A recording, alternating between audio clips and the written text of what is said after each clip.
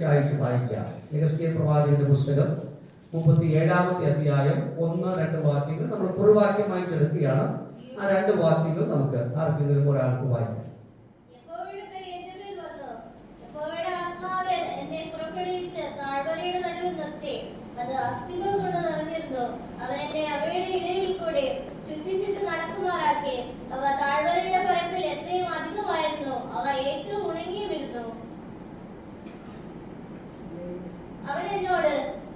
മതി. യെഹെസ്കേൽ പ്രവാചകന്റെ പുസ്തകം 37-ാം അധ്യായം അതിന്റെ 1-2 വാക്യങ്ങളാണ് നമ്മൾ വായിച്ചത്. മരണത്തിൽ നിന്നുള്ള ഉയർപ്പ് എന്നതാണ് അതിന് ഞാൻ കൊടുത്തിരിക്കുന്ന ഹെഡിങ്. മരണത്തിൽ നിന്നുള്ള ഉയർപ്പ് നമുക്കെല്ലാവർക്കും പരിചിതമായ ഒരു നിയോജന ഭാഗമാണ്. നമ്മൾ ധാരാളം പ്രസംഗങ്ങൾ ഈ ഭാഗത്ത് നിന്ന് കേട്ടിട്ടുള്ളവരും ആകാം. എങ്കിലും ഈ രാവിലെ ദൈവാത്മാവ് എൻ്റെ ഹൃദയത്തിൽ നൽകിയ നിയോഗം അനുസരിച്ചും എൻ്റെ ഹൃദയത്തിൽ എനിക്കുണ്ടായ പ്രേരണകൾക്ക് വിധേയമായി ഒരു സന്ദേശം നിങ്ങളുമായി പങ്കുവച്ച് അല്പസമയം ദൈവസന്നിധിയിൽ പ്രാർത്ഥിക്കുവാൻ വേണ്ടിയാണ് ഞാൻ ആഗ്രഹിക്കുന്നത്. എല്ലാ പ്രിയപ്പെട്ടവരും വളരെ പ്രതീക്ഷയോടെ ദൈവത്തിന്റെ മുൻപാകെ ആയിരിക്കാൻ വിശേഷ ഞാൻ ഓർമ്മപ്പെടുത്തുന്നു. ദൈവമായ കർത്താവ് നമ്മെ സഹായിക്കും. ഇസ്രായേൽ ജനത്തെ സംബന്ധിച്ച് ഒരു ഘട്ടം, ഒരു കാലഘട്ടം, ഒരു സുദീർഘമായ പീരീഡ് ബാബിലോൺ എന്ന് പറയുന്ന രാജ്യത്ത് അവർ അടിമകളായിട്ട് പാർക്കേണ്ടതായിട്ട് വന്നു. അതിന് വേദപുസ്തകത്തിൽ അല്ലെങ്കിൽ നമ്മൾ പഠിക്കുമ്പോൾ ബാബേൽ പ്രവാസം എന്ന് നമുക്ക് മനസ്സിലാക്കുവാനായിട്ട് കഴിയും. ബാബേൽ പ്രവാസം. പ്രവാസ ജീവിതത്തിൽ മുൻപോട്ട് പോകുന്ന ഇസ്രായേൽ ജനം അവിടുത്തെ പാർപ്പ് ശുഭകരമായിരുന്നില്ല, സന്തോഷമല്ല. വല്ലാത്ത വ്യതകളും വേദനകളും പ്രയാസങ്ങളും ഇല്ലായ്മകളും കഷ്ടതകളും ഒക്കെ പേറി അവർ മുൻപോട്ട് പോയ ഒരു സാഹചര്യം. ആത്മീയ ആരാധനകളില്ലാതെയും ദൈവാലയമില്ലാതെയും ദൈവത്തോടുള്ള വ്യക്തിബന്ധങ്ങൾ സ്ഥാപിക്കപ്പെടുവാൻ കഴിയാതെയും പ്രബല ശബ്ദങ്ങൾ നന്നെ കുറഞ്ഞു പോയ ഒരു കാലഘട്ടം. ഈ ഇസ്രായേൽ ജനം ഒരു അടിമത്വത്തിനകത്ത് തന്നെ അവര് ബാബിലോണിൽ പാർക്കേണ്ടതായിട്ട് വന്നു. ഒറ്റ വാക്കിൽ പറഞ്ഞ ജനത്തിന്റെ ജീവിതത്തിന്റെ ഒരു അന്ധകാര യുഗം അഥവാ ഒരു മങ്ങിയ കാലഘട്ടമായിരുന്നു.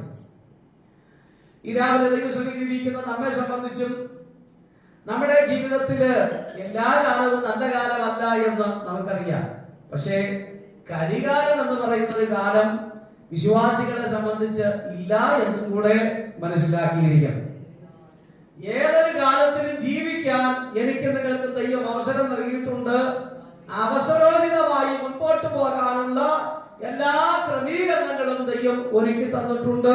പുസ്തക ഭാഷയിൽ പറഞ്ഞാൽ നമ്മുടെ ജീവിതത്തിൽ വന്നു കയറുന്ന, വന്നെത്തുന്ന, അഭിമുഖീകരിക്കേണ്ടി വരുന്ന ഏതൊരു പ്രതിസന്ധിയും നമ്മെ അതോടെ തകർക്കുന്നതല്ല, നീക്കുപോക്കൂടെ നൽകിയാണ് അതിലൂടെ ദൈവം നടത്തുന്നു എന്നത് ഓർക്കുമ്പോ നിശ്ചയമായി നമുക്ക് സന്തോഷത്തോടെ പറയാൻ കഴിയും, ഇതും ദൈവത്തിന്റെ ഹിതമായിരുന്നു, ഇതും ദൈവത്തിന്റെ പദ്ധതിയായിരുന്നു.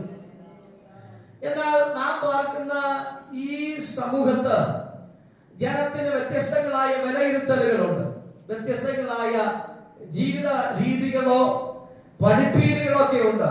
ഒരു മനുഷ്യനെ സംബന്ധിച്ച് അവന് നല്ല ഒരു കാലവുമുണ്ട്, അതല്ല മോശമായ കാലഘട്ടവുമുണ്ട്. ചിലർ പറയും ഇത് ഒരു പറ്റിയ കാലമല്ല. എന്തിന്? വീട് വെക്കാൻ പറ്റിയ ഒരു കാലമല്ല, വണ്ടി എടുക്കാൻ പറ്റിയ കാലമല്ല, ജോലിക്ക് കയറാൻ പറ്റിയ കാലമല്ല. അയ്യോ ഇന്ന് ചൊവ്വാഴ്ചയാണോ, ഇന്ന് തൊട്ട് ജോലി തുടങ്ങരുത്. അയ്യോ ഇന്ന് വെള്ളിയാഴ്ചയാണോ, ഇന്നത്തെ ദിവസം ആ പണിക്ക് പറ്റിയ ദിവസമല്ല. അയ്യോ 10 മണിയായിപ്പോയോ, അപ്പൊ പിന്നെ ഇപ്പൊ തുടങ്ങണ്ട, നാളെ 7 മണിക്ക് തുടങ്ങിയ മതി. അപ്പൊ അങ്ങനെ ചിന്തിക്കുന്ന ഒരു സമൂഹത്തിലാണ് നമ്മൾ ജീവിക്കുന്നത്. ചില പറയും നമ്മുടെ ഏതെങ്കിലും ഒരു വേദനയോ ഭാരമോ പ്രശ്നമോ പ്രതിസന്ധിയോ ഒക്കെ പറഞ്ഞു കഴിഞ്ഞാൽ പറയും കുഴപ്പമില്ല, അത് കാലത്തിന്റെ കുഴപ്പമാണ്, കുറച്ച് നാളുകൂടെ കഴിയുമ്പോൾ കാര്യങ്ങൾക്കൊക്കെ വ്യത്യാസം വരും. പക്ഷെ പുസ്തകത്തിൽ നിന്ന് ഞാൻ നിങ്ങൾ പഠിച്ചാൽ വിശ്വാസിയെ സംബന്ധിച്ച് അങ്ങനെ ഒരു കാലം ഇല്ല. പക്ഷെ ഓർക്കുക, എല്ലാ കാലവും ഞാനും നിങ്ങൾ ഉദ്ദേശിക്കുന്നത് പോലെ നല്ല കാലമല്ല. എനിക്ക് നിങ്ങൾക്കുമൊക്കെ ചില വേദനകളോ രോഗങ്ങളോ പ്രയാസങ്ങളോ പ്രശ്നസങ്കീർണതകളോ പ്രതിസന്ധികളോ ഇല്ലായ്മകളോ ഒക്കെ സംഭവിക്കാം. പക്ഷെ അതൊന്നും കാലത്തിന്റെ കേടല്ല, മറിച്ച് എന്നെയും നിങ്ങളെയും ശരിയായ പാന്താവിലേക്ക് കൊണ്ടുവരുവാൻ, ശരിയായ വഴിയിൽ കൊണ്ടു നിർത്തുവാൻ, ശരിയായ ദൈവത്തിന്റെ പിൻഗാമികളായി തീരുവാൻ ദൈവം ഒരുക്കുന്ന ചില മാർഗങ്ങളെന്ന് മാത്രം ഇന്ന് പലക്കാലം നമ്മൾ അറിഞ്ഞാൽ അവയെല്ലാം നിമിത്തം നാം ദൈവത്തിന് മഹത്വം കൊടുക്കുവാനിടയാണ്. ഇസ്രായേൽ ജനത്തെ സംബന്ധിച്ച് ഒരു കാലഘട്ടം അവർ അടിമത്വത്തിൽ ബാബിലോണിൽ പാർക്കേണ്ടതായിട്ട് വന്നു. ഒറ്റ വാക്കിൽ പ്രതാപം നഷ്ടപ്പെട്ട ഒരു കാലഘട്ടം. ഇസ്രായേൽ എന്ന് പറഞ്ഞാൽ ചുറ്റുമുണ്ടായിരുന്ന ജാതികൾ വിറയ്ക്കുമായിരുന്നു. പക്ഷെ ഇന്ന് ഇസ്രായേൽ എന്ന് പറഞ്ഞാൽ ആരും വില കൽപ്പിക്കാത്ത കാലഘട്ടമായി ആ കാലഘട്ടം മാറി. പക്ഷെ ഇന്ന് നമുക്കറിയാം, ഇസ്രായേൽ എന്ന് പറഞ്ഞാൽ ചുറ്റുമുള്ളവർ വിറയ്ക്കുന്ന ഒരു കാലഘട്ടമായി മാറി. പഴയ സ്ഥിതിയെ ദൈവം മാറ്റി, ദൈവം അവരെ പുതുക്കി പുതിയൊരു ഘട്ടത്തിലേക്ക് കൊണ്ടുവന്നു. ലോകത്തിലെ വൻകിട രാജ്യങ്ങൾ പോലും ഇസ്രായേലിന്റെ പേര് പറയുമ്പോ സൂക്ഷിച്ചേ സംസാരിക്കുള്ളൂ. കാരണം ഇസ്രായേലിനെ ചെറുതായി കാണാൻ അവർക്ക് കഴിയില്ല. അതിനും ഒരു കാരണമുണ്ട്. ഇസ്രായേൽ എന്ന് പറയുന്നത് ദൈവത്തിന്റെ മക്കളാണ്. ഇന്ന് പകൽക്കാലം ദൈവസന്നിധിയിൽ ഇരിക്കുന്ന ഞാനും നിങ്ങളും പുതിയ നിയമ ഇസ്രായേലാണ്. ഞാനും നിങ്ങളും കർത്താവായ യേശു ക്രിസ്തുവിന്റെ ചുടുനിണത്താൽ വീണ്ടെടുപ്പ് പ്രാപിച്ച ദൈവമക്കളാണ്. അതുകൊണ്ട് നമ്മെ കുറിച്ചും ഈ സമൂഹം കേൾക്കുമ്പോ അവരൊന്ന് ഭയക്കണം. അതല്ലാതെ നാം സമൂഹത്തെ ഭയക്കാൻ പാടില്ല. നമ്മുടെ അകത്ത് വ്യാപരിക്കുന്ന ദൈവശക്തിയും ഞാൻ നിങ്ങൾ പ്രാപിച്ചിരിക്കുന്ന കൃപ നിമിത്തവും എന്നെയും നിങ്ങളെ നടത്തുന്ന ദൈവാധിപത്യ നിമിത്തവും ഞാൻ നിങ്ങളുടെ ദേശത്തൂടെ സഞ്ചരിക്കുമ്പോ, സമൂഹത്തൂടെ നാം മുൻപോട്ട് പോകുമ്പോ, ഇന്ന് പകൽ ആത്മാവിനെ വിളിച്ചു പറയട്ടെ, സമൂഹം നമ്മെ കണ്ട് ഭയക്കുവാനുള്ളവരാണ്. കാരണം എന്നെയും നിങ്ങളെയും കണ്ടല്ല, നാം വഹിക്കുന്ന ഒരു ദൈവ സാന്നിധ്യമുണ്ട്. ആ ദൈവ സാന്നിധ്യത്തെ സമൂഹം കണ്ട് ഈ ദിവസങ്ങളിൽ ഭയക്കുന്ന വിധത്തിലേക്ക് നമ്മുടെ ആത്മീയ ജീവിതം വളർത്തിയെടുക്കുവാൻ ഞാനും നിങ്ങളും തയ്യാറാകണം. ഇസ്രായേൽ കുറേയേറെ കഷ്ടതകളിലൂടെ വേദനയിലൂടെ അവർ മടങ്ങി. അവരുടെ പ്രതാപം നഷ്ടപ്പെട്ട ഒരു കാലഘട്ടം. ആ പ്രതാപത്തിൽ നിന്ന് അവർക്കൊന്ന് മടങ്ങി വരണം. ആ മടങ്ങി വരവ് എങ്ങനെയുള്ളത് എന്ത് എന്ന് ഇവിടെ യഹോവയായ ദൈവം പ്രവാചകനായ യെഹെസ്കേലിന് ഒരു ദൂത് കൈമാറിയിട്ട് അവരെ ബലപ്പെടുത്തുവാൻ അവരുടെ മുൻപിൽ അവതരിപ്പിക്കുന്ന ഒരു ദൂതായിട്ടാണ് 37-ാമത്തെ അധ്യായം നമുക്ക് മനസ്സിലാക്കാൻ കഴിയുന്നത്. ഇവിടെ ഉയർപ്പ് എന്ന് ഞാൻ നാമകരണം ചെയ്തു, അഥവാ മരണത്തിൽ നിന്നുള്ള മടങ്ങി വരവ്, മരണത്തിൽ നിന്നുള്ള ഉയർപ്പ് എന്ന് ഞാൻ നാമകരണം ചെയ്തു. 3 വിധത്തിലുള്ള മരണത്തിൽ നിന്നുള്ള മടങ്ങി വരവ്. ഒന്ന്, പാപത്തിൽ നിന്നുള്ള മനുഷ്യന്റെ ഉയർപ്പ്. പാപത്തിൽ നിന്നുള്ള മനുഷ്യന്റെ ഉയർപ്പ്. എന്താ പാപത്തിൽ നിന്നുള്ള മനുഷ്യന്റെ ഉയർപ്പ് എന്ന് പറയുന്നത്? മനുഷ്യൻ ഈ ഭൂമിയിൽ ജീവിക്കുന്നവരാണെങ്കിലും പാപം ചെയ്ത് പാപത്തിൽ തുടരുന്നവരാണെങ്കിൽ അവൻ പാപത്തിൽ മരണപ്പെട്ടവനാണ്, പാപത്തിന്റെ അടിമത്വത്തിൽ ജീവിക്കുന്നവനാണ്. അപ്പോസ്തലനായ പൗലോസ് പ്രസ്താവിക്കുന്ന ഭാഗം ഇങ്ങനെയാണ്: നന്മ ചെയ്യാൻ എനിക്ക് ആഗ്രഹമുണ്ട്, പക്ഷെ ഇച്ഛിക്കാത്ത തിന്മയാണ് എന്റെ ജീവിതത്തിൽ, എന്റെ ശരീരത്തിൽ നിന്ന് പുറത്തു വരുന്നത്. എന്താ കാര്യം? എന്റെ അകത്ത് ആത്മാവ് വ്യാപരിക്കുന്നുണ്ടെങ്കിൽ പലപ്പോഴും ആ നിയോഗത്തിനനുസൃതമായി നമുക്ക് മുൻപോട്ട് പോകുവാൻ കഴിയുന്നില്ല. നമ്മുടെ ഇഷ്ടങ്ങൾക്ക് വശമതരായി നാം ജീവിതം മുൻപോട്ട് നയിക്കുന്നു എന്ന കാരണത്താൽ പാപം നമ്മെ അടിമപ്പെടുത്തുന്നു. അഥവാ പാപത്തിന്റെ പരിണിതഫലമായി പിശാച് നമ്മെ അടിമപ്പെടുത്തി അവന്റെ ഇഷ്ടത്തിന് നമ്മെ നയിച്ചുകൊണ്ടിരിക്കുക. അപ്പൊ ഒന്നാമത്തെ ഉയർപ്പ്, മടങ്ങി വരവ്, ഉദ്ധാരണം എന്ന് പറയുന്നത് മനുഷ്യൻ ഇസ്രായേല് പാപത്തെ ഉപേക്ഷിച്ച് മടങ്ങി വരണം. പാപത്തെ വിടുമ്പോ അവരുടെ ജീവിതം ആ അസാധാരണ നിലയിലേക്ക്, പണ്ടായിരുന്ന നിലയിലേക്ക് മാത്രമല്ല, പിന്നെയോ അതിനേക്കാൾ ഒരു മാറ്റം വന്ന് ഒരു പുനഃക്രമീകരണം, പുനർജീവ കർത്താവ് അവരെ മടക്കി കൊണ്ടുവരുവാനിടയാൽ. ഇന്ന് രാവിലെ ദൈവസന്നിധിയിൽ ഇരിക്കുന്ന ഞാൻ നിങ്ങളുമൊക്കെ മനസ്സിലാക്കണം, എഴുന്നേൽക്കാൻ കഴിയുന്നില്ല. ശാരീരികമായ ബലക്ഷയത്തെ കുറിച്ചല്ല ഞാൻ പറയുന്നത്. അത് മനുഷ്യന്റെ പ്രായത്തിനനുസരിച്ച് ശാരീരിക രോഗങ്ങൾക്കനുസരിച്ചുമൊക്കെ സ്വാഭാവിക മനുഷ്യൻ, പെന്തിക്കോസ്തുകാർക്കും അതല്ലാത്ത എല്ലാവർക്കും ക്ഷീണമുണ്ടാകാം. പക്ഷെ ഞാൻ ആത്മീക മനുഷ്യനെ കുറിച്ചാണ് പറയുന്നത്. അകത്ത് പാർക്കുന്ന ദൈവം നമുക്ക് ദാനമായി നൽകിയ ദൈവാത്മാവിനെ കുറിച്ച് ഞാൻ പ്രസ്താവിക്കുന്നു. പലപ്പോഴും അകത്ത് മനുഷ്യൻ നമുക്ക് ക്ഷീണമുണ്ടാകുന്നു. ഒന്ന് ചാടി എഴുന്നേൽക്കാൻ കഴിയുന്നില്ല, ഒന്ന് എഴുന്നേറ്റ് പ്രാർത്ഥിക്കാൻ കഴിയുന്നില്ല, ഒന്ന് ആരാധിക്കാൻ കഴിയുന്നില്ല, കൈകൾ ചേർത്തടിക്കാൻ കഴിയുന്നില്ല, അഭിഷേകത്താൽ നിറഞ്ഞ് ദൈവത്തെ മഹത്വപ്പെടുത്തുവാൻ കഴിയുന്നില്ല.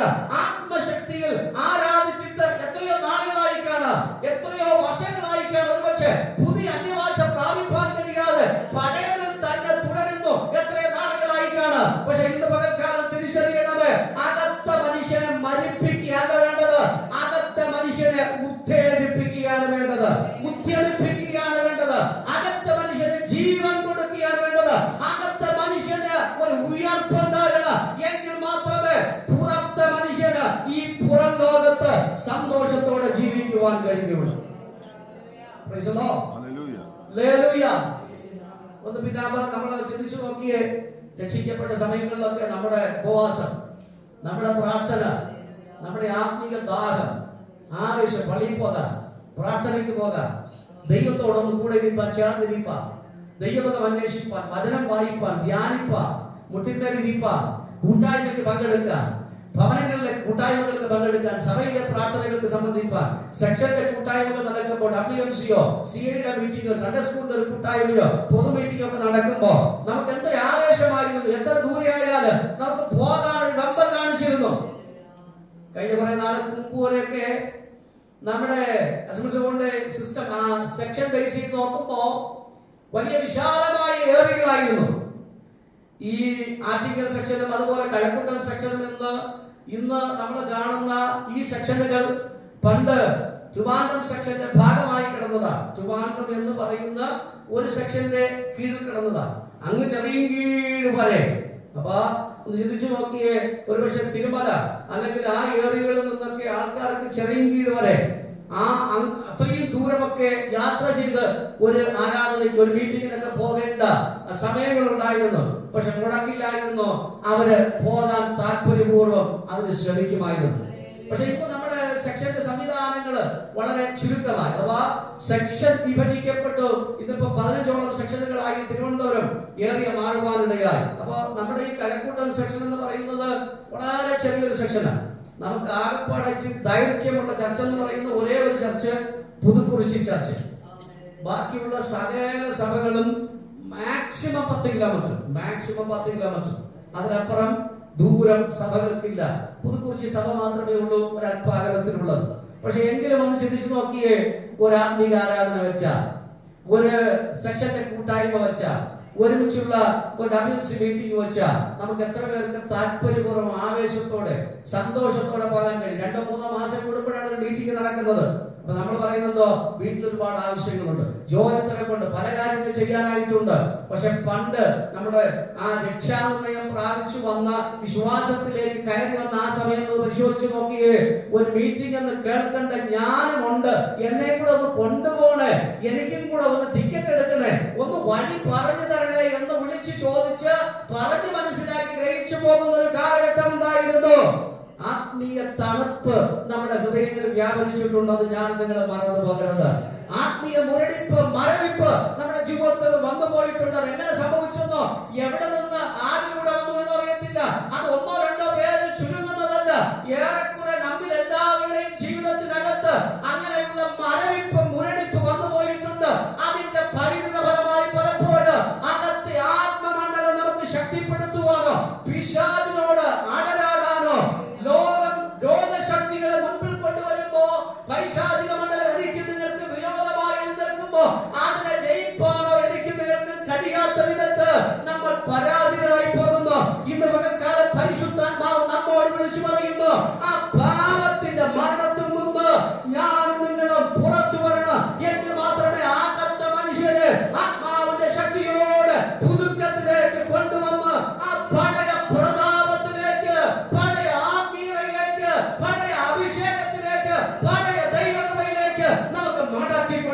കഴിയുകയുള്ളൂ. ഹല്ലേലൂയ. രണ്ടാമത്തെ ഉയർപ്പ് എന്ന് പറയുന്നത് ദൈവസഭയുടെ ഉയർപ്പാണ്. ദൈവസഭയുടെ ഉയർപ്പ്. ദൈവസഭ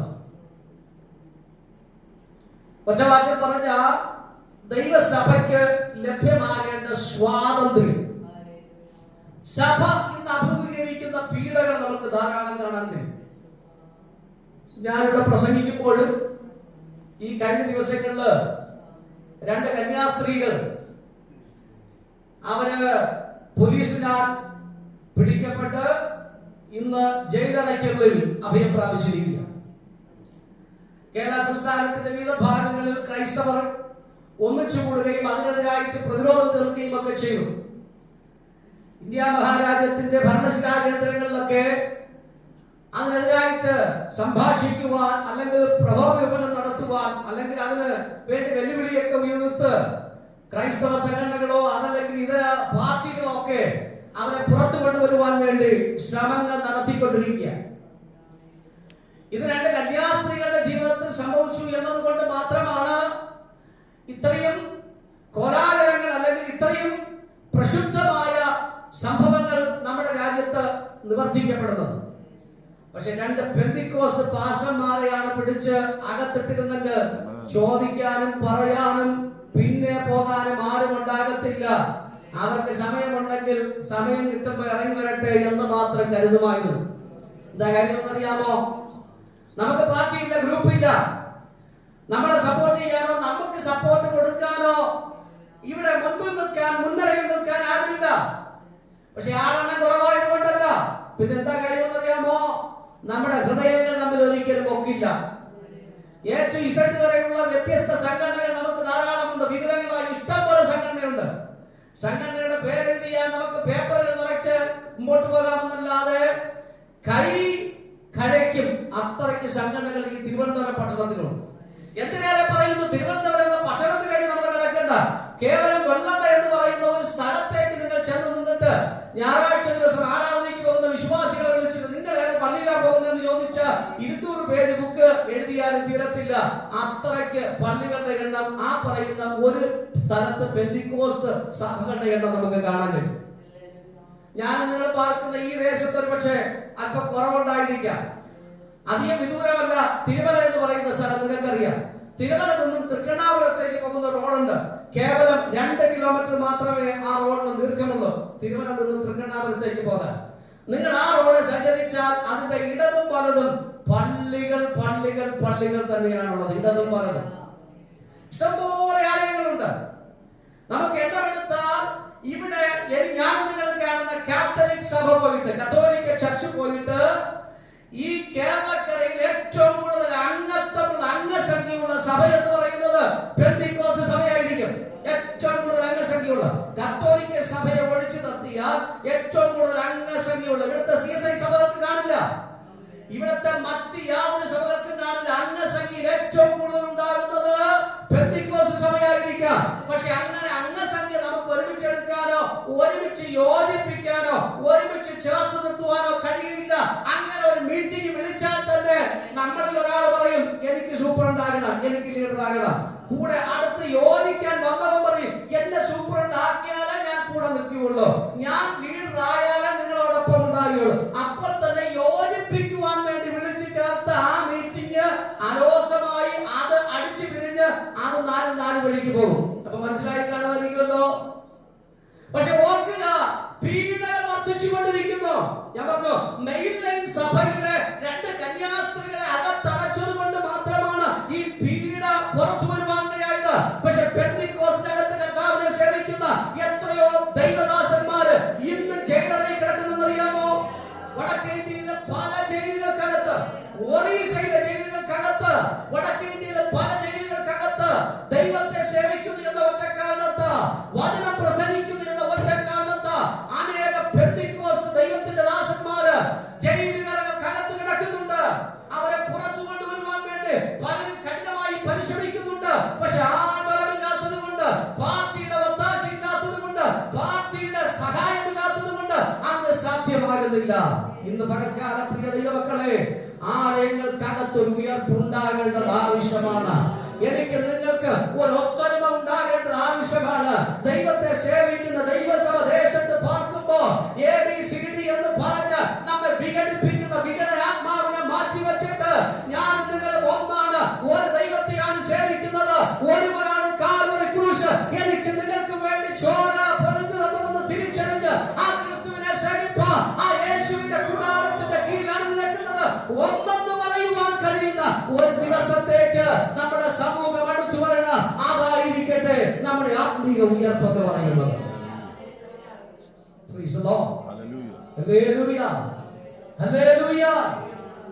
ഇവിടെ നാലാൾ ചേർന്ന് വന്ന് നമ്മെ കലറിഞ്ഞ കണ്ടു ചിരിക്കാൻ, കൈവട്ട് ചിരിക്കാൻ കുറെ ആൾക്കാർ കൂടെ കൂടി വന്നത് കവിഞ്ഞ് എന്തുകൊണ്ട് അങ്ങനെ ചെയ്തു, അതൊക്കെ ചെയ്തവൻ ആരാണെന്ന് ചോദിക്കാൻ നമ്മുടെ സമൂഹത്തിൽ ഒരു പക്ഷെ ആളുണ്ടായി എന്ന് വരികയില്ല. ഈ പകൽക്കാല പ്രിയ ദൈവമക്കളെ, സഭകളുടെ വളർച്ചയുടെ മുരടിപ്പിന് പലപ്പോഴും കാരണമാകുന്നത് സഭകളുടെ ആത്മീക തീഷ്ണതയില്ലാഞ്ഞിട്ടല്ല, പ്രാർത്ഥനയില്ലാഞ്ഞിട്ടല്ല, ആരാധനയില്ലാഞ്ഞിട്ടല്ല, ആത്മീയ ശുശ്രൂഷകളില്ലാഞ്ഞിട്ടല്ല, ദൈവപ്രവൃത്തി നടക്കാനിട്ടല്ല. പക്ഷെ നമ്മുടെ സമൂഹത്തിന്റെ ഇടയിൽ നിന്ന് ജനം അഭിമുഖീകരിക്കേണ്ടി വരുന്ന പല പീഡകൾ നിമിത്തം അവർക്ക് ആലയങ്ങൾക്കകത്തേക്ക് പ്രവേശിപ്പാൻ കഴിയുന്നില്ല. ആലയത്തിനകത്തേക്ക് കയറി വന്നാൽ തന്നെ സമൂഹം വ്യക്തികളെ വഴിയിൽ വെച്ച് തേജോവധം ചെയ്ത് വിളിച്ചു പറയുക, ഇന്ന ജാതിയിൽപ്പെട്ടയാളായതുകൊണ്ട്, ഇന്ന മതത്തിൽപ്പെട്ടയാളായതുകൊണ്ട് നിനക്ക് ലഭ്യമാകേണ്ട നന്മ കിട്ടില്ല, ഗവൺമെന്റിന്റെ ആനുകൂല്യങ്ങൾ കിട്ടില്ല, നീ ഇന്നടുത്ത് പോയതുകൊണ്ട് ഇന്നതായതുകൊണ്ട് അതെല്ലാം നിനക്ക് നഷ്ടമായി തീരും, അതുകൊണ്ട് നീ മടങ്ങി വരണം, കല്യാണം നടന്നാൽ ഞങ്ങൾ അങ്ങോട്ട് വരത്തില്ല, മരണം നടന്നാൽ ഞങ്ങൾ അങ്ങോട്ട് വരത്തില്ല, ഒരു ആവശ്യം വന്നാൽ ഞങ്ങൾ അങ്ങോട്ട് വരില്ല എന്ന് പറഞ്ഞ് ജനത്തെ പിന്തിരിപ്പിക്കുന്നു എന്ന കാരണങ്ങൾ നിമിത്തമാണ് പലപ്പോഴും ആലയങ്ങൾക്കകത്ത് ആൾക്കാർക്ക് വരുവാൻ കഴിയാതാകുന്നത്. അവരുടെ മനോനിലയിൽ ഭയം തട്ടുന്നത് കൊണ്ടാണ്. സ്തോത്രം. അപ്പൊ ഉയർപ്പ് നമ്മുടെ സമൂഹത്തിൽ ദൈവാലയങ്ങൾക്കകത്തുണ്ടാകണം. എന്തിൽ നിന്ന്? നാം ഇന്ന് അനുഭവിക്കുന്ന പീഡകൾക്കകത്തു നിന്ന് സഭയ്ക്ക് ഒരു ഉയർപ്പുണ്ടാകും. അത് ആലയങ്ങൾക്ക് പുറത്ത് മാത്രമല്ല സഭ പീഡിപ്പിക്കപ്പെടുന്നത്, പല ആലയങ്ങൾക്ക് അകത്തും സഭ പീഡിപ്പിക്കപ്പെടുന്നു. ആലയങ്ങൾക്കകത്ത് മനസമാധാനത്തിൽ കർത്താവിനെ ആരാധിക്കാൻ വരുന്ന സാധുക്കളായ ജനം, ഇതിനകത്തൊരല്പ സന്തോഷമുണ്ടാകും, ഒരല്പ ആശ്വാസമുണ്ടാകും, ഒരല്പ വിടുതൽ ജീവിതത്തിൽ പ്രാപിപ്പാൻ കഴിയുമെന്ന പ്രതീക്ഷയോടെ, വാഞ്ചയോടെ, ആവേശത്തോടെ, ആഗ്രഹത്തോടെ കയറി വരുന്നു. പലപ്പോഴും വ്യക്തി വൈരാഗ്യങ്ങൾ, വിദ്വേഷങ്ങൾ, സംസാരത്തിൽ, ഇടപാട്, സാക്ഷ്യങ്ങളിൽ, പ്രബോധനങ്ങളിൽ, പ്രസംഗങ്ങളിലൊക്കെ എടുത്തു പറഞ്ഞ് നിലവിച്ച് അവരുടെ മനസ്സിനെ കുരുടാക്കി, മനസ്സിനെ വേദനിപ്പിച്ച് ആലയങ്ങൾക്കകത്തുനിന്ന് അവർ പുറന്തള്ളപ്പെടുന്നു. അതുകൊണ്ടാണ് പല സഭകൾക്കകത്തും ഒരു എഴുന്നേൽപ്പ്, ഉയർപ്പ് കാണുവാൻ കഴിയാതിരിക്കുന്നത്. ഇന്ന് പകൽക്കാലം ഞാൻ ആത്മാവ് വിളിച്ചു പറയട്ടെ, അവസ്ഥകൾക്ക് വ്യത്യാസം വരണം. എന്റെയും നിങ്ങളുടെയും ആലയങ്ങൾക്കകത്ത് ഒരു വിശ്വാസി, ഒരു വ്യക്തി കടന്നു വന്നാൽ, ഒരു അവിശ്വാസി കടന്നു വന്നാൽ, ഒരു വിശ്വാസി കടന്നു വന്നാൽ, അവരൊരു പുതിയ വ്യക്തിയാണെങ്കിൽ നിശ്ചയം അവൻ ആരാണ്, അവരെവിടെ നിന്ന് വരുന്നു, അവരുടെ ആവശ്യം എന്താണ്, അവർക്ക് എന്തെങ്കിലും പ്രത്യേകിച്ച് പ്രാർത്ഥിക്കാൻ വിഷയങ്ങളുണ്ടോ, എന്ത് സഹായമാണ് ഞാൻ നിങ്ങൾക്ക് വേണ്ടി ചെയ്യേണ്ടത്, ഏത് ദിനത്തിൽ ഞാൻ നിങ്ങളെ കരുതണം, ഞങ്ങളോടൊപ്പം ഞങ്ങൾ എങ്ങനെ ആയിത്തീരണമെന്ന് തിരിച്ചറിയുവാനുള്ള ഉത്ബോധം നമുക്കുണ്ടാകണം. ഏതെങ്കിലും ഒരു പുതിയ വീട്ടിൽ ഒരു ആരാധന ക്രമീകരിച്ച ഒന്നൊഴിയാതെ സകലമായ മനുഷ്യർക്കും ആരാധനയെ സംബന്ധിക്കുക, ആ ഭവനത്തോട് അവരുടെ ആത്മീയ കൂട്ടായ്മയിൽ ഒന്ന് കൂടി ചേരുവാൻ തയ്യാറാകണം. ഉദായിട്ട് കടന്നു വരുന്ന ഒരു വ്യക്തിക്ക് ഏതെങ്കിലും ഒരു ആവശ്യമുണ്ടായി, ഒരു അപകടമുണ്ടായി, ഒരു രോഗമുണ്ടായി, ഒരു വേദനയുണ്ടായി, ഓടി ഒന്ന് ചെന്നെത്തുവാൻ, ഒന്ന് കാണുവാൻ, ഒരു സംസാരിക്കുക, അവരുടെ ഹൃദയത്തിലെ വേദന ഒന്ന് ഒപ്പിയെടുക്കുക. ഞാൻ നിങ്ങളുടെ തയ്യാറാകണം. അപ്പോൾ മാത്രമേ ദൈവസഭ ദൈവിക വിടുതലിലേക്ക്, ദൈവിക ഉയർപ്പിലേക്ക് മടങ്ങി വരികയുള്ളൂ. ഞാൻ ഇങ്ങനെ പറഞ്ഞു പോയാൽ ഞാൻ വായിച്ച ദൈവവചനത്തിലേക്ക് എനിക്ക് മടങ്ങി വരാൻ പറ്റത്തില്ല. മൂന്നാമത്തെ ഭാഗം, ഉയർപ്പ് എന്തിൽ നിന്ന് എന്തിലേക്ക്. വേദപുസ്തകം നമ്മൾ പരിശോധിച്ചാൽ എല്ലാ മനുഷ്യർക്കും ഒരു ഉയർപ്പുണ്ട്, എല്ലാ മനുഷ്യർക്കും ഒരു ഉയർപ്പുണ്ട്. അത് സംഭവിക്കുന്നത് അന്ത്യനാളില്ല. നാം വേദപുസ്തകത്തിൽ വായിക്കുന്നത്, കഥാപ്രധാൻ ഗംഭീരനാദത്തോട്, പ്രധാനദൂതന്റെ ശബ്ദത്തോട്, ദൈവത്തിന്റെ കാഹളത്തോടും കൂടെ ശബ്ദത്തിൽ നിന്ന് ഇറങ്ങി വരുന്ന ഒരു സമയമുണ്ട്. ആ ഇറങ്ങി വരുന്ന സമയത്ത് ക്രിസ്തുവിൽ മരിച്ചവർ മുമ്പേ ഉയർത്തെഴുന്നേൽക്കും. ജീവനോട് ശേഷിക്കുന്ന നാം അവനോട് ചേർന്ന് രൂപാന്തരം പ്രാപിക്കും. അതൊരു ഉയർപ്പാണ്. രൂപാന്തരം പ്രാപിക്കുക എന്ന് പറഞ്ഞാൽ വേദപുസ്തകം പറയുന്നു, ജഡമായ ശരീരത്തിന്, ജഡമയമായ മാംസരക്തമായ ശരീരത്തിന് സ്വർഗ്ഗരാജ്യം അവകാശമാക്കുവാൻ കഴിയുകയില്ല. അപ്പൊ അതുകൊണ്ട് ഈ ഇരിപ്പിൽ ഈ ശരീരത്തിന് ഒരു രൂപഭേദം ഉണ്ടാകണം, രൂപമാറ്റം ഉണ്ടാകണം. മൺമയമായത് മാറണം, വിൺമയമായി രൂപാന്തരപ്പെടണം. അതുകൊണ്ട് അന്ന് ജീവനോടിരിക്കുന്ന മനുഷ്യൻ രൂപാന്തരം പ്രാപിച്ച് ക്രിസ്തുവിന്റെ അടുക്കലേക്ക് എത്തിച്ചേരുവാനിടയാകും. അത് അന്ത്യനാളിൽ നടക്കുന്ന ഒരു ഉയർപ്പാണ്. വചനം പറയുന്നു, കാഹളം ധ്വനിക്കുമ്പോ അക്ഷയരായ സകല മനുഷ്യന് ഉയർത്തെഴുന്നേൽക്കുവാനുള്ളവര്. ക്രിസ്തുവിൽ മരിച്ചവർ ക്ഷയമില്ലാതെ എഴുന്നേൽക്ക്, പക്ഷേ ക്രിസ്തു ഇല്ലാതെ മരിച്ചവർ നിത്യ രക്ഷയ്ക്കായി എഴുന്നേൽക്കുവാനുള്ളയാകും. അപ്പൊ എല്ലാവർക്കും ഉയർപ്പുണ്ട്, എല്ലാവർക്കും ഉയർപ്പുണ്ട്. പക്ഷേ ഉയർത്തുന്ന ഈ സകല ആൾക്കാര് രണ്ടിടത്തേക്ക് ചേക്കേറുകയാണ്. യേശുവിനെ രക്ഷിതാവ് അംഗീകരിച്ച, യേശുവിൽ വിശ്വസിച്ച് ജീവിച്ച, യേശുവിനെ അംഗീകരിച്ച് മുൻപോട്ട് പോകുന്നവര് അവർ ഉയർത്തി കഴിയുമ്പോ അവർ സ്വർഗത്തിൽ പിതാവിനോട് ചേർന്ന് പുത്രനോട് ചേർന്ന് യുഗായുഗമായിരിക്കുവാനുള്ളവര്. യേശുവില്ലാത്തവരെ ഉയർത്തെഴുന്നേൽക്ക്. അവരുടെ പ്രത്യേകത എന്തെന്നറിയാമോ? അവർ ഉയർത്തെഴുന്നേറ്റ് കഴിഞ്ഞ വചനം പറയുന്നു, നിത്യ രക്ഷയ്ക്കായി ഉയർത്തെഴുന്നേൽക്ക്. അവരുടെ നിത്യത ചിലവഴിക്കുന്നത് നിത്യ നരകത്തിലാണ്. വചനം പറയുന്നു, ചാകാത്ത പുഴു, കെടാത്ത തീയുള്ളതായ നിത്യ നരകത്ത് അവർ ചെന്നു വീഴുവാനുള്ളവര്. അതാണ് അന്ത്യനാളുണ്ടാകുന്ന ഉയർപ്പ് എന്ന് പറയുന്നത്. ഇന്ന് പകൽക്കാലം ദൈവത്തെ സേവിക്കുന്ന, ദൈവത്തെ ആരാധിക്കുന്ന, വചനം കേൾക്കുന്ന എന്നെ നിങ്ങളെ സംബന്ധിച്ച് അകത്ത പ്രത്യാശ ഇതാണ്, ഒരു നാളും ഞാനും നിങ്ങളും ഉയർത്തെഴുന്നേൽക്കുക. ഈ പാപം ഇപ്പൊ ഉള്ള ശരീരം പാപമില്ലാത്ത ശരീരമായി ഉയർത്തെഴുന്നേൽക്കുക. രോഗം ഇപ്പൊ ഉള്ള ശരീരം രോഗമില്ലാത്ത ശരീരമായി ഉയർത്തെഴുന്നേൽക്കുക. എന്തൊക്കെ ഡിഫക്സുകൾ, എന്തൊക്കെ കുറവുകൾ, എന്തൊക്കെ ബലഹീനതകൾ എന്റെയും നിങ്ങളുടെ ശരീരത്തില് ഞാൻ നിങ്ങൾ വഹിക്കുന്നു, അതൊന്നുമില്ലാത്ത ഒരു പൂർണ്ണ ശരീര ഘടനയോടുകൂടെ ഞാൻ നിങ്ങൾ ഉയർത്തെഴുന്നേൽക്കുന്ന ഒരു സുദിനമുണ്ട്. എന്റെയും നിങ്ങളുടെ ഈ പ്രത്യാശയാണ്.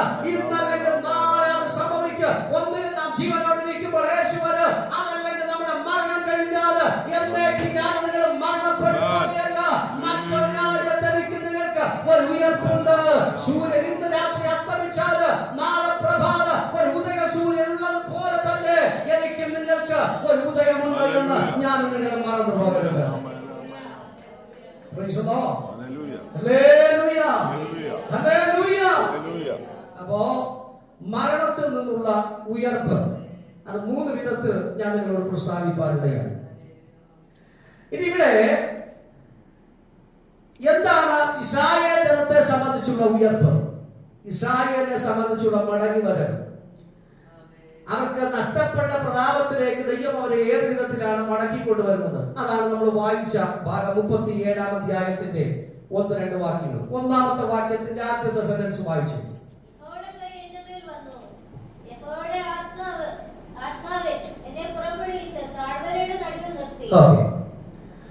യഹോവയുടെ കൈ എന്റെ മേൽ വന്നു, യഹോവയുടെ ആത്മാവിനെ പുറപ്പെടുവിച്ച് താഴ്വരയുടെ നടുവിൽ നിർത്തി. താഴ്വരയുടെ ആര് വന്നപ്പോഴാണ് ആര് പുറപ്പെടുവിച്ചത്? ദൈവത്തിന്റെ കൈ വന്നത്. ദൈവത്തിന്റെ കൈയുടെ കൂടെ ആരുടെ വന്നു? ദൈവത്തിന്റെ ആത്മാവ്. ഓക്കെ. അതുകൊണ്ടാണ് നമ്മൾ സാധാരണയായി പറയുന്നത് കൈവപ്പിനാൽ ലഭ്യമാകുന്ന ആത്മാവ്. എന്തിനാ ദൈവദാസന്മാരുടെയൊക്കെ മുൻപിൽ പ്രാർത്ഥനയ്ക്ക് വേണ്ടി നമ്മൾ ചെലവഴിക്കുന്നത്? നമ്മളെല്ലാം ഇവിടെ ഇരുന്ന് പ്രാർത്ഥിച്ചു, ആരാധിച്ചു, വചനം കേട്ടു, അവസാനം ആശീർവാദം പറഞ്ഞു. പിന്നെ ഉറങ്ങിയിരുന്ന ചിലർക്ക് എല്ലാ കാര്യങ്ങളും കിട്ടിയില്ലാതൊന്നും കൊണ്ട് ആശീർവാദം പറഞ്ഞ ഉടനെ വന്നെന്ത് ചെയ്യും? അങ്ങനെയല്ല, വ്യത്യസ്തമായ എന്തെങ്കിലും ഒരു ആവശ്യം, ഇന്നൊരു വിഷയമാണ്, ഇന്നൊരാവശ്യമാണ്, ഇന്നൊരു കാര്യമാണ്, ഒന്ന് പ്രാർത്ഥിക്കും. ഒരു പക്ഷേ നമ്മൾ പൊതുവായിട്ട് ആ വിഷയങ്ങളെല്ലാം പ്രാർത്ഥന എടുത്തു കാണും. എങ്കിലും അവരുടെ ഹൃദയത്തിന്റെ താല്പര്യം ഒന്ന് തൊട്ട് പ്രാർത്ഥിക്കും, ഒന്ന് തൊട്ട് പ്രാർത്ഥിക്കും. അപ്പൊ പ്രത്യേകിച്ച് പാസ്റ്റർ കയ്യിലൊന്നും ഇരിപ്പില്ല. പിന്നെ ചില പെന്തിക്കോസ് പള്ളിയിലൊക്കെ പോയാൽ തൂവാലയൊക്കെ ഇട്ട് പ്രാർത്ഥിക്കും. ചിലയിടത്താണെങ്കിൽ ഇതുപോലെ കുപ്പിയില് എണ്ണ ഇരിക്കും, അത് അടപ്പ് തുറന്ന് തൊട്ട് നെറ്റിയിൽ വെച്ചിട്ട് പ്രാർത്ഥിക്കും. നിങ്ങൾ അതൊക്കെ കണ്ടിട്ടുണ്ടായിരുന്നു. അപ്പൊ നമ്മുടെ പള്ളിയിൽ എന്ന് പറയുമ്പോൾ ഈ കുപ്പിയിൽ വെള്ളം വെച്ചിട്ട് തൊട്ട് പ്രാർത്ഥിക്കാനൊക്കെ എനിക്ക് കുടിക്കാൻ വേണ്ടിയാണ്. തൂവാലയിട്ട് പ്രാർത്ഥിക്കാൻ നമ്മൾ പോവാറില്ല, നമ്മളത് ചെയ്യാറില്ല. ഇതിനൊക്കെ വചനാടിസ്ഥാനമുണ്ടോ, വ്യവസ്ഥയുണ്ടോ എന്ന് ചോദിച്ചാൽ എവിടെയെങ്കിലും ആരെങ്കിലും ഏതെങ്കിലും ഒരു കാര്യം ചെയ്തു എന്നോർത്ത് അതൊരു നിയമമാണ്, രീതിയാണ്, സിസ്റ്റമാണ് എന്ന് വിചാരിച്ച് പിന്തുടരുന്ന കുറെ ആൾക്കാരുണ്ട്. ചെയ്തോട്ടെ, പക്ഷെ കർത്താവായ യേശുക്രിസ്തു ചെയ്തില്ല എന്നുള്ളത് കൊണ്ടാണ് നമ്മളൊന്നും ചെയ്യാൻ ഇഷ്ടം. അപ്പൊ തൊട്ട് പ്രാർത്ഥിക്കാം. അപ്പൊ ഒരാളുടെ തലമേൽ നമ്മൾ കൈവച്ചു. അറിയാം പാസ്റ്റർ കൈവൊന്നുമില്ല, പക്ഷെ പാസ്റ്റർ നിയന്ത്രിക്കുന്ന, ഭരിക്കുന്ന ഒരു ആത്മാവ് അദ്ദേഹത്തിന്റെ അകത്തുണ്ട്. അപ്പൊ കൈവെപ്പിനാൽ അകത്ത് വ്യാപരിക്കുന്ന ആത്മനിയോഗം അദ്ദേഹത്തിന്റെ കരത്തിലൂടെ മുൻപ് നിൽക്കുന്ന സ്ത്രീയാകട്ടെ പുരുഷനാകട്ടെ അവരുടെ ജീവിതത്തിലേക്ക്, ശരീരത്തിലേക്ക് വ്യാപരിക്കുമെന്ന് പൂർണ്ണ ഉറപ്പ് വിശ്വാസം അവർക്കുള്ളത് കൊണ്ടാണ് അവർ പ്രാർത്ഥനയ്ക്ക് വേണ്ടി ദൈവത്തിന്റെ അടുക്കലേക്ക് വന്നിരിക്കുന്നത്. അങ്ങനെ പറയുന്നു, ദൈവത്തിന്റെ കൈ എന്റെ മേൽ വന്നപ്പോ അതോട് ചേർന്ന് അവന്റെ ആത്മാവ് എന്റെ മേൽ വന്നു. ഇന്ന് രാവിലെ ഒരു ദൈവ മനുഷ്യനാണ് നിങ്ങളെ തൊടുന്നതെങ്കിൽ അദ്ദേഹം തൊടുന്ന മാത്രയിൽ അദ്ദേഹത്തിന്റെ അകത്ത് വ്യാപരിക്കുന്ന ദൈവാത്മാവിന്റെ ശക്തി കൂടെ നമ്മുടെ മേൽ ഇറങ്ങി വരുവാനിടയാണ്. അതല്ല, ദൈവ മനുഷ്യൻ എന്ന പേരിൽ ഒരുവൻ നമ്മുടെ അടുക്കൽ വന്നു നിൽക്കുന്നുണ്ട്, അദ്ദേഹം നമ്മുടെ തലമേൽ കൈവയ്ക്കുന്നുണ്ട്, അദ്ദേഹത്തിന്റെ അകത്തും ഒരു ആത്മാവ് കാണും. ആ ആത്മാവ് നമ്മുടെ ജീവിതത്തിൽ വരുമെന്നുള്ളത് നിങ്ങൾ മറക്കരുത്. അപ്പൊ അതുകൊണ്ട് നമ്മൾ ആരുടെ മുൻപിൽ നിൽക്കുന്നു എന്നും എന്തിനു വേണ്ടിയാണ് ചെന്ന് നിൽക്കുന്നു എന്നും പൂർണ്ണ ബോധ്യം ഉണ്ടാകണം. ഒറ്റ വാക്കിൽ പറഞ്ഞ എല്ലാവരുടെയും മുമ്പ് കൊണ്ടുവന്ന് തല മുമ്പിട്ട് കൊടുക്കരുത്, തല വെച്ച് കൊടുക്കരുത്. അത് ഊരാക്കുടുക്കായി മാറും. പിന്നത്തേത് എനിക്കും നിങ്ങൾക്കും ഒക്കെ അത് വലിയ ഭാരമായി തീരും. അത് ഉണ്ടാകാതിരിക്കാൻ നമ്മൾ വളരെ ശ്രദ്ധയോടുകൂടെ മാത്രമേ ആ കാര്യം ചെയ്യാവൂ. ഇവിടെ ദൈവത്തിന്റെ കൈ വന്നു. ദൈവത്തിന്റെ കൈ വരുമ്പോ പരിശുദ്ധാത്മാവും കൂടെ ഇറങ്ങി വന്നിട്ട് ഈ മനുഷ്യനെ പുറപ്പെടുവിക്കുക. ഇന്ന് രാവിലെ ദൈവശ്രീ ഇരിക്കുന്നവരെ, ആത്മാവ് നമ്മുടെ അകത്ത് വന്നാൽ ഇരിപ്പിടം മറക്കും, ഇരിപ്പിടം മാറും, അവസ്ഥ മാറും. വ്യവസ്ഥയ്ക്കകത്തേക്ക് നമ്മെ നിർത്തിക്കൊണ്ട് ദൈവ വഴിയിലൂടെ പിന്നെ സ്വർഗ്ഗം നമ്മെ സഞ്ചരിപ്പിക്കുവാനിടയാണ്. അവിടെ പറയാണ് ദൈവാത്മാവ് പുറപ്പെടുവിച്ചു. ആത്മാവ് പുറപ്പെടുവിച്ചെങ്കിൽ പുറപ്പെടാനുള്ള തയ്യാറെടുപ്പ് ആത്മാവ് അകത്ത് വന്നവനുണ്ടാകണം. ഞാൻ എന്റെ ഇഷ്ടത്തിനെ പോകും, എന്റെ വഴിക്കേ പോകൂ, എന്റെ ഹിതത്തിനെ പോകുള്ളൂ, ഞാൻ ഇങ്ങനെ പോകുള്ളൂ, ഞാൻ ഇതേ ചെയ്യുള്ളൂ എന്ന് ആത്മാവ് അകത്ത് വന്നവൻ പറഞ്ഞ പിന്നെ ദൈവാത്മാവിനൊന്നും ചെയ്യാൻ സാധ്യമല്ല. ദൈവാത്മാവിന് വന്നതും നമ്മിലൂടെ ചെയ്യണമെങ്കിൽ ആത്മാവ് അകത്ത് ഇറങ്ങിയ ഉടനെ പിന്നെ വിധേയത്വ, പിന്നെ ദൈവത്തിന്റെ മുൻപിലേക്ക് നമ്മെ സമർപ്പിച്ചിട്ട് അപ്പൊ എന്റെ ഇഷ്ടമല്ല അങ്ങയുടെ ഇഷ്ടം എന്ന് നിറവേറട്ടെ, കൈ ഞാൻ അങ്ങേക്ക് തരുന്നു, എന്നെ പിടിച്ച് അങ്ങയുടെ ഇഷ്ടത്തിന് വഴി നടത്തുന്നവൻ. ഇവിടത്തെ കാഴ്ച എന്ന് പറയുന്നത് ആത്മാവ് എങ്ങോട്ടാ വഴി നടത്തുന്നത്? താഴ്വരയിലേക്കാണ് വഴി നടത്തുന്നത്. എങ്ങോട്ടാ നടത്തുന്നത്? താഴ്വരയിലേക്ക് നടത്തുന്നത്. എല്ലാ സമയത്തും താഴ്വരയിലേക്ക് നടത്തുമെന്നൊന്നും നമ്മള് വിചാരിക്കരുത്. ചില സമയത്ത് കൈപിടിച്ച് ഇച്ചിരി കുന്നിന്റെ പുറത്തേക്കായിരിക്കും നടത്തുന്നത്. നമ്മൾ കയറി പോകാൻ തയ്യാറുള്ളവരാണ്. ഒരിക്കല് ഇരമ്യാവ് പറയുന്നുണ്ട്, ദൈവം പറഞ്ഞു എന്റെ കുശവന്റെ വീട്ടിൽ പോകാൻ പറഞ്ഞു. ഞാൻ എന്ത് ചെയ്തു? കുശവന്റെ വീട്ടിലേക്ക് പോയി. യെഹെസ്കേൽ ആദ്യത്തെ അധ്യായത്തിൽ പറയുന്നുണ്ട്, സമതലത്തിലേക്ക് പോകാൻ പറഞ്ഞു. ദൈവം എന്നെ പിടിച്ചുകൊണ്ട് പോയി. ഞാൻ സമതലത്തിലേക്ക് പോയി എന്ന് പറഞ്ഞാൽ നിരപ്പായ ഭാഗത്ത്, നിരപ്പായ സ്ഥലത്തേക്ക്. അപ്പൊ പരിശുദ്ധാത്മാവ് എന്നെയും നിങ്ങളെയും നിയന്ത്രിക്കുമ്പോ നാം പരിശുദ്ധാത്മാവിനെ നിയന്ത്രിക്കുകയല്ല, പരിശുദ്ധാത്മാവ് നമ്മെ നിയന്ത്രിക്കാൻ കണക്കിന് നാം വിധേയപ്പെട്ടു കൊടുക്കണം. ഇവിടെ പറയുന്നത് ദൈവം എന്നെ അവിടുത്തെ ആത്മാവിനാൽ നിയന്ത്രിച്ച് എവിടേക്ക് കൊണ്ടുപോയി? താഴ്വരയിലേക്ക് കൊണ്ടുപോയി. താഴ്വരയിലേക്ക് കൊണ്ടുപോയി. വേറെ പുസ്തകത്തിൽ വ്യത്യസ്തങ്ങളായ വിധത്തിൽ താഴ്വരയെ കുറിച്ച് പ്രതിപാദിച്ചിട്ടുണ്ട്. വിശ്വാസത്തിന്റെ പരിശോധനയോ ഒറ്റപ്പെടലോ ഒക്കെ ഒരുപക്ഷെ താഴ്വര എന്നതുകൊണ്ട് നമുക്ക് അർത്ഥമാക്കാം. രണ്ട്, ദൈവത്തിന്റെ കരുതലും ദൈവത്തിന്റെ അനുഗ്രഹങ്ങളും ചില താഴ്വരയിൽ ഇറങ്ങി വന്നിട്ടുള്ളതും നമുക്ക് വചനത്തിൽ മനസ്സിലാക്കാൻ കഴിയും. ഒന്ന് വായിച്ചേ. നമുക്കറിയാവുന്ന വേദഭാഗമാണ്. സങ്കീർത്തന പുസ്തകത്തിൽ 23-ാം സങ്കീർത്തനം അതിന്റെ 4-ാമത്തെ വാക്യം നമുക്കറിയാവുന്ന വേദഭാഗമാണ്. 23-ാം സങ്കീർത്തനം 4-ാമത്തെ വാക്യം വായിച്ചു.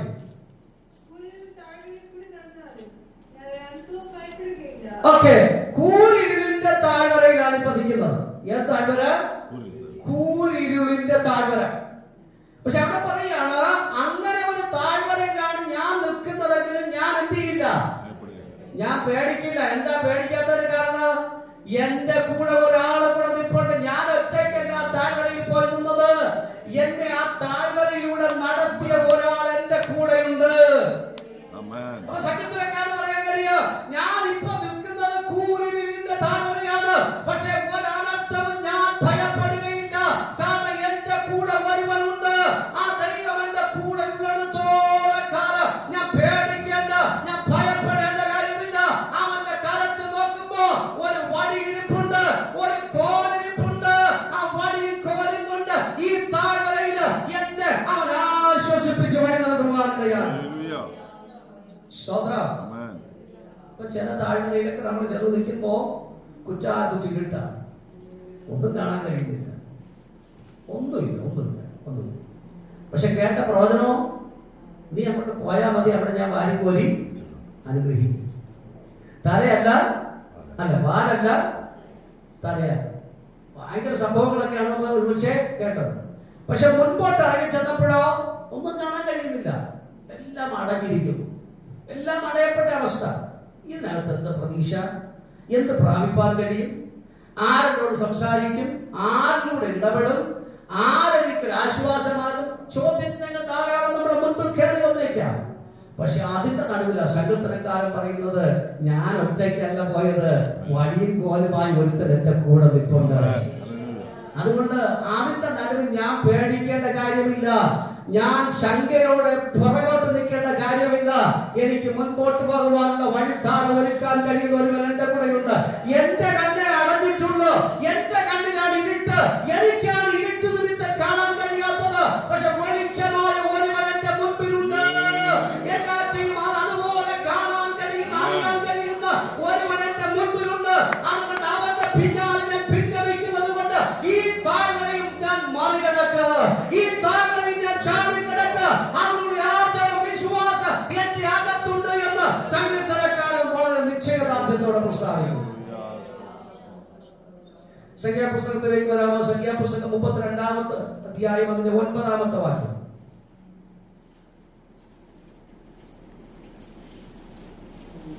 സംഖ്യാപുസ്തകം 32-ന്റെ 9 വേഗം വായിച്ചു.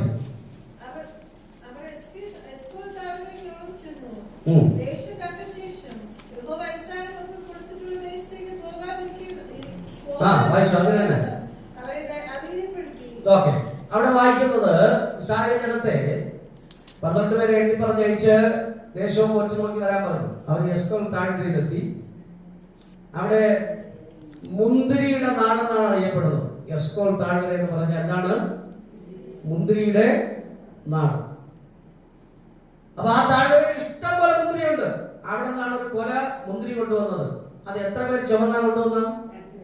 2 പേര്. ഒരു കൊല മുന്തിരി 2 പേര് ചുമന്നാണ് കൊണ്ടുവന്നത്. അപ്പൊ ആ മുന്തിരിക്കൊലയുടെ വലിപ്പം നിങ്ങൾക്ക് മനസ്സിലായി കാണുമല്ലോ. അപ്പൊ മുന്തിരിയുടെ നാടാണ്, നന്മയുടെ നിറമാണ്, നന്മയുടെ ഉറവിടമാണ്, എല്ലാം കൊണ്ട് തൃപ്തിയാണ്, ജീവിതത്തിൽ ഒന്നിനും കുറവില്ല. പക്ഷേ പോകാനുള്ള ഒരു പുറപ്പാടോ വെളിപ്പാടോ അല്ലെങ്കിൽ ഒരു ദർശനമോ ദൈവ കാഴ്ചപ്പാടോ പ്രവചനമോ ശബ്ദമോ ദൂതമോ ഒക്കെ കിട്ടിക്കഴിഞ്ഞു. പക്ഷെ അതിന്റെ ഇടയ്ക്ക് കയറി ഒരു കലക്ക്.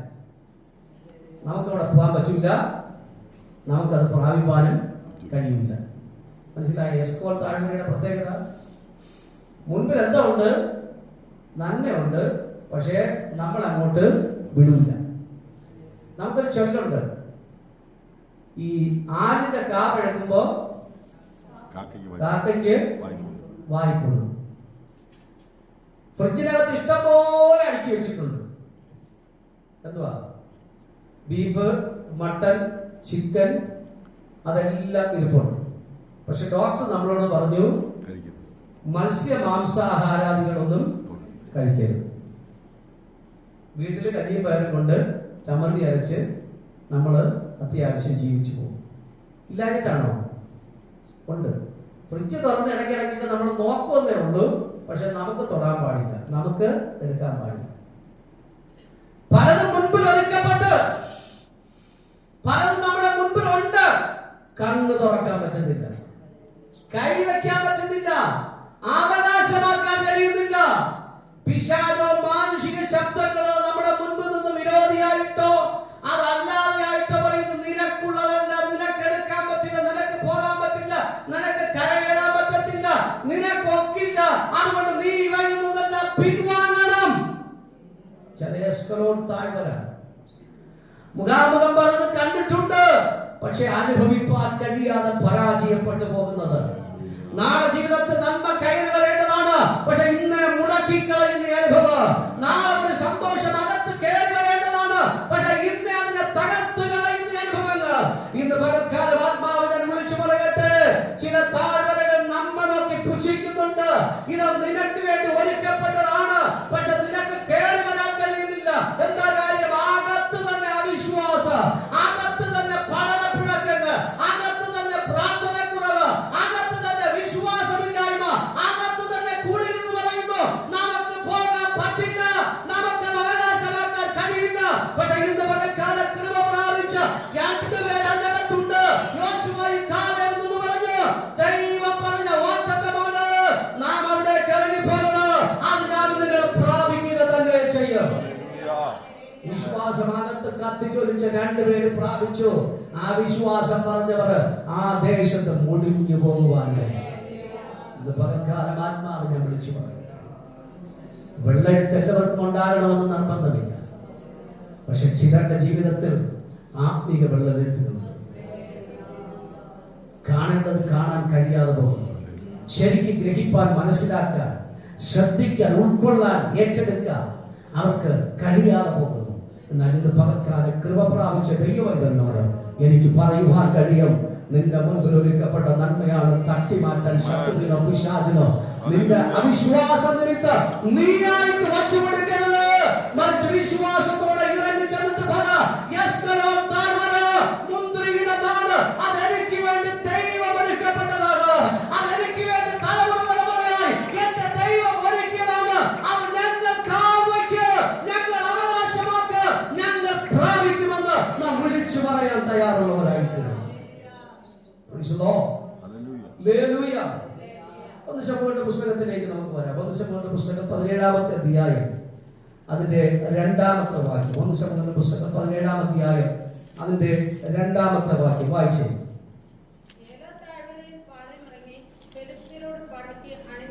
ഓക്കെ, അവിടെ ഒരു താഴ്വര നമ്മൾ വായിക്കുന്നു. ഏതാ താഴ്വര? ഏലാ താഴ്വര. യുദ്ധത്തിന്റെ താഴ്വരയാണ്, പോരാട്ടത്തിന്റെ താഴ്വരയാണ്. ഒരു ഭാഗത്ത് ഫെലിസ്ത്യൻ നിൽപ്പുണ്ട്, മറുഭാഗത്ത് ഇസ്രായേൽ നിൽപ്പുണ്ട്. താഴ്വരയുടെ ഒരു ഭാഗം ആര് കൈയടക്കിയിരിക്കുകയാണ്? ഫെലിസ്ത്യൻ കൈയടക്കിയിരിക്കുകയാണ്. മറുഭാഗത്ത് ഇസ്രായേൽ നിൽക്കുകയാണ്. ആ താഴ്വര നമ്മെ ചൂണ്ടി വിളിച്ചു പറയുകയാണ്, നിന്റെ മുൻപിൽ ഒരു യുദ്ധമുണ്ട്, നീ ജയിക്കുമെങ്കിൽ ഇപ്പോ മറുഭാഗം കൈയടക്കിയിരിക്കുന്ന ഫെലിസ്ത്യ ദേശം നിന്റെ കൈവശമാണ്. നീ പരാജയപ്പെടുമെങ്കിൽ നീ ചവിട്ടി നിൽക്കുന്ന ഭൂമി ഉൾപ്പെടെ ഫെലിസ്ത്യൻ കൈവശമാക്കി കൊണ്ടുപോകും. താഴ്വര പ്രവചിക്കുകയാണ്, താഴ്വര പ്രസ്താവിക്കുകയാണ്, താഴ്വര സംസാരിക്കുകയാണ്. ഇവിടെ ഞാനും നിങ്ങളും ചെയ്തു തീർക്കേണ്ട ചില പ്രവൃത്തികളുണ്ട്, നമ്മിലൂടെ പുറത്തു വരേണ്ട ചില പ്രവൃത്തികളുണ്ട്. 40 ദിവസം യുദ്ധം യുദ്ധം യുദ്ധം യുദ്ധം എന്ന് പറഞ്ഞുകൊണ്ട് ഇസ്രായേൽ അവിടെ നിൽക്കുകയാണ്. 40 ദിനരാത്രങ്ങള് വെല്ലുവിളിയുമായിട്ട് ഫെലിസ്ത്യര് ഇസ്രായേലിന്റെ മുൻപിൽ നിൽക്കുകയാണ്. പരാജയവുമില്ല, വിജയവുമില്ല, യുദ്ധം നടക്കുന്നുമില്ല. പക്ഷേ പേര് വേണമെങ്കിൽ വിളിച്ചു പറയാം, യുദ്ധം എന്ന് പറയാം, ഉപവാസമുണ്ടെന്ന് പറയാം, ആരാധനയുണ്ടെന്ന് പറയാം, പ്രാർത്ഥനയുണ്ടെന്ന് പറയാം, അഭിഷേകമുണ്ടെന്ന് പറയാം, ദൈവങ്ങളെ ഉണ്ടെന്ന് പറയാം, ബൈബിൾ ജ്ഞാനം ഉണ്ടെന്ന് പറയാം, എല്ലാം ഉണ്ടെന്ന് പറയാം. പക്ഷേ അകത്ത് ജ്വലിക്കേണ്ട പ്രകാശം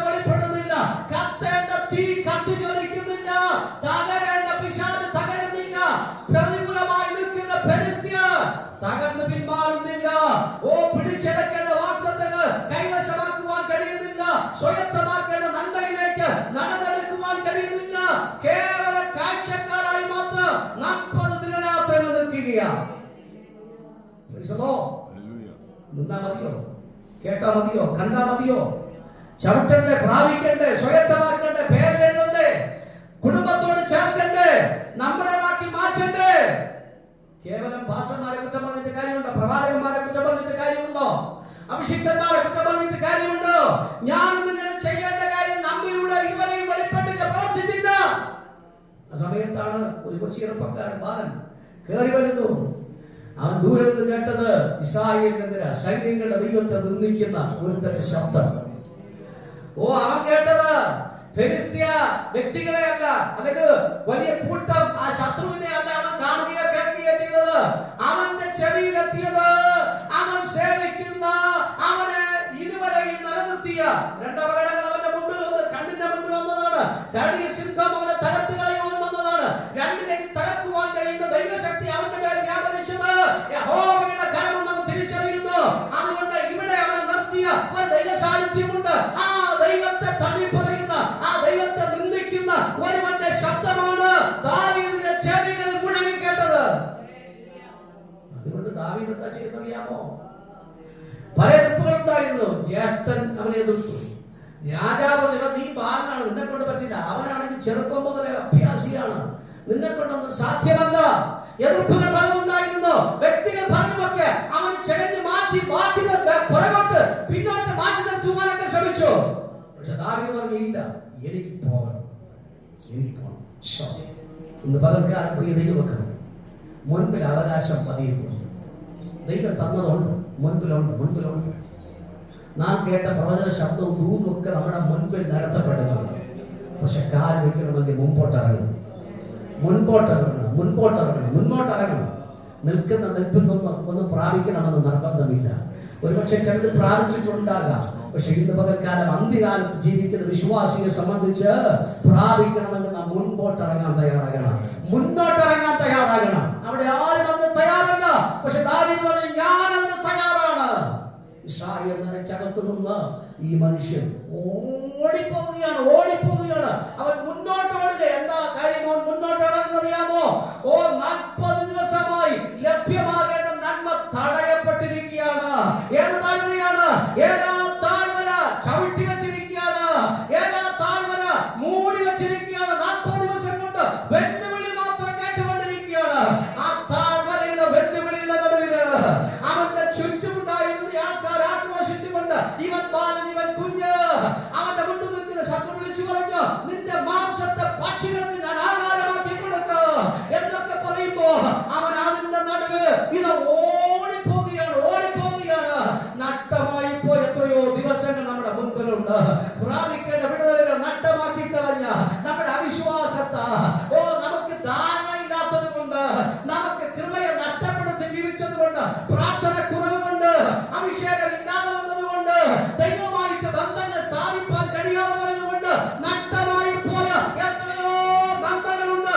ഇതുവരെ കാലം ദാവീദ് നോക്ക്, അവൻ ഓടിപ്പോവുകയാണ് നഷ്ടത്തെ ലാഭമാക്കി മാറ്റുവാൻ.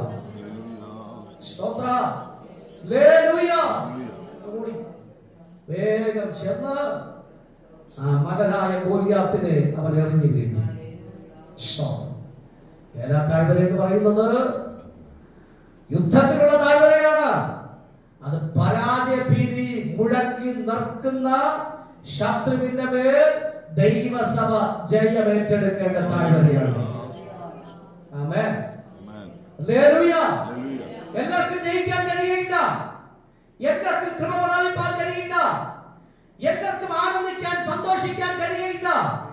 എല്ലാവർക്കും വാഗ്ദത്തം ഏറ്റെടുക്കാൻ കഴിയില്ല. ആർക്കേ സാധിക്കുള്ളൂ? പിശാചിന്റെ വെല്ലുവിളിയെ ഭയക്കാതെ ഇറങ്ങിപ്പോകുന്നവന് മാത്രമേ അത് പ്രാപിച്ചെടുക്കുവാൻ കഴിയുള്ളൂ. ഹല്ലേലൂയ. നമ്മുടെയൊക്കെ വീട്ടിൽ നമ്മൾ ഭയമില്ലാതെ കിടന്നുറങ്ങുന്നവരാണ്. അതുകൊണ്ട് തന്നെ സന്ധ്യയ്ക്ക് പ്രാർത്ഥിച്ച് നമ്മൾ കിടന്നുറങ്ങിയ രാവിലെ എഴുന്നേൽക്കുമ്പോഴാണ് നമ്മൾ ഉറക്കം എഴുന്നേൽക്കുന്നത്. ഭയമില്ല, ഭയക്കേണ്ട കാര്യമില്ല. അകത്തും പുറവും നമ്മൾ പൂട്ടിയിട്ടുണ്ട്. മുൻപും പിൻപുമെല്ലാം വാതിലടച്ചിട്ടുണ്ട്, ജനൽ വാതിലെല്ലാം അടച്ചിട്ടുണ്ട്. ആരും കയറുന്നു വരുവാനില്ല. നമ്മുടെ വീട്ടിനകത്ത് സ്വർണ്ണമോ മറ്റ് സംവിധാനങ്ങളോ എടുപ്പുള്ള കാര്യങ്ങളോ ഒന്നും തന്നെ ഇല്ല. അതുകൊണ്ട് ആരും ഒന്നും എടുത്തോണ്ട് പോകാനില്ല. അതുകൊണ്ട് സമാധാനത്തോടെ സ്വസ്ഥതയോടെ നമ്മുടെയൊക്കെ ഭവനങ്ങൾക്കകത്ത് കിടന്നിറങ്ങുവാൻ കഴിയും. പക്ഷെ എന്റെ ചോദ്യം, നിങ്ങൾ ഭയമില്ലാത്തവരാണ് എല്ലാവരും. കാരണം ഭയമില്ലാത്തവർ കിടന്നുറങ്ങാൻ കുഴപ്പമില്ല. ഒരു മൂർഖൻ പാമ്പ് നിങ്ങളുടെ കട്ടിലിന്റെ അടിയിൽ ഉള്ളത് നിങ്ങൾ അറിയാതെ നിങ്ങൾ ഭയമില്ലാതെ കിടന്നുറങ്ങും. പക്ഷേ ആ മൂർഖൻ പാമ്പ് നിങ്ങളുടെ കട്ടിലിന്റെ അടിയിൽ ഉള്ളത് നിങ്ങൾ അറിഞ്ഞാൽ ഭയമില്ലാതെ കിടന്നുറങ്ങില്ല. അപ്പോഴും ഉണ്ടവിടെ. അത് ഉള്ളത് നിങ്ങൾ അറിയാതെ നിങ്ങൾ അങ്ങനെ കിടന്നു, ഭയമില്ലാതെ കിടന്നുറങ്ങി. ഒരു ഭയമില്ല, ഒരു ബുദ്ധിമുട്ടില്ല, ഒരു പ്രശ്നമില്ല, സുഖമായിട്ട് കിടന്നുറങ്ങി. പക്ഷെ ആ മൂർഖൻ പാമ്പ് കട്ടിലിനടിയിൽ ഉള്ളത് നിങ്ങൾ അറിഞ്ഞുകൊണ്ട് നിങ്ങൾക്ക് കിടന്നുറങ്ങാൻ കഴിയില്ല. പക്ഷെ ഇന്ന് പകൽ ജയിക്കാൻ കഴിയുന്ന വിശ്വാസി എന്ന് പറയുന്നത് മൂർഖൻ പാമ്പ് കട്ടിലിന്റെ അടിയിൽ ഉണ്ടെങ്കിലും ഞാൻ ഭയമില്ലാതെ കിടന്നുറങ്ങി. കാരണം അതിനെ ജയിക്കാൻ കഴിയുന്ന ദൈവശക്തി എന്റെ മേലുണ്ട്. എന്നെ എതിർത്ത് തോൽപ്പിപ്പാൻ എന്റെ മുന്നിൽ നിൽക്കുന്ന പിശാചിനെ കാക്കാൻ കഴിയുന്ന ഒരു ശക്തി എന്റെ മേൽ വ്യാപരിച്ചിട്ടുണ്ട്. അതുകൊണ്ട് എന്നെ ഇരുട്ടിനെ തകർക്കാൻ കഴിയില്ല. പൈശാചിക ശക്തികൾക്ക് എന്നെ ഉടയ്ക്കുവാൻ കഴിയില്ല. അതിന്റെ നടുവിൽ ഞാൻ ജയാളിയാണെന്ന് വിളിച്ചു പറയുന്ന ഒരു ദൈവമകന് ഏതാ താഴ്വര ഒരു വിഷയമല്ല. അവൻ ആ ഏതാ താഴ്വരയിൽ ജയിച്ചടക്കി അവൻ ജയാളിയായി മടങ്ങി വരുവാനിടയാണ്. 40 ദിവസം നിന്ന ശൗലിന്റെ കൂട്ടർക്ക് കിട്ടാത്ത ഒരു ജയം ബാലനായ ദാവീദ് അവന് പ്രതികൂലമായി നിന്ന മല്ലനായ ഗോലിയാത്തിന്റെ തല വെട്ടിമാറ്റി കയ്യിൽ തലയേന്തി വാളിൽ കയ്യിൽ പിടിച്ചു വരുമ്പോ അവന് പറയുവാൻ ഒരു സാക്ഷ്യമുണ്ട്. അവന് പറയുവാൻ ഒരു വാർത്തവാക്യമുണ്ട്. എന്താണെന്നറിയാമോ? ഈ ഏലാ താഴ്വര എന്നെ മരണത്തിന് വിളിച്ച താഴ്വരയാണ്. നായെപ്പോലെ നീ എന്റെ അടുക്ക വരുമ്പോ നിന്റെ ഈ ശരീരത്തെ പക്ഷികൾക്ക് ഞാൻ ആഹാരമാക്കുമെന്ന് വിളിച്ചു പറഞ്ഞ താഴ്വരയാണ് ഈ താഴ്വര. പക്ഷെ അവന്റെ വാക്കിന് ഞാൻ സ്വയമേ എന്നെ തന്നെ സമർപ്പിച്ചിരുന്നെങ്കിൽ പക്ഷികൾക്ക് ആഹാരമാകുമായിരുന്നു. ഞാൻ കേവലം ഒരു ചത്ത നായ്ക്ക് തുല്യമാകുമായിരുന്നു. പക്ഷെ എന്തുകൊണ്ട് ഞാൻ എഴുന്നേറ്റ് നിൽക്കുന്നു? ഇസ്രായേൽ ഗോത്രത്തിന്റെ സിദ്ധമായവനെയാണ് ഞാൻ ആരാധിക്കുന്നത്. അവൻ എന്നോടൊപ്പം ഉള്ളത് കൊണ്ട്, അവന്റെ സാന്നിധ്യം എന്റെ അകത്തുള്ളത് കൊണ്ട് ശത്രുവിന്റെ മുന്നിൽ ഞാൻ പരാജയപ്പെടില്ല. പക്ഷെ ശത്രു എന്റെ മുമ്പിൽ ആടിയത് വെച്ചു. അതുകൊണ്ട് ഏഴേ താഴ്വര എന്റെ ദൈവത്തെ മരണത്തിന്റെ അല്ല, അത് ഉയർപ്പിന്റേതാണ്, അത് ജീവന്റെ താഴ്വരയാണ്.